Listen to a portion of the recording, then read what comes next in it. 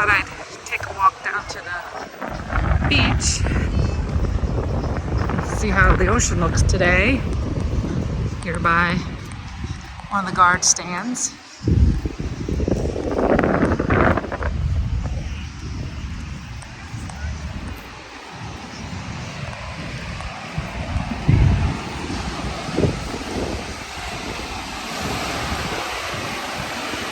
Waves are pretty rough today. You can see a lot of people in the water. Too cold for us Floridians to be in the water, although it's gonna get up to 80. Might be nice later.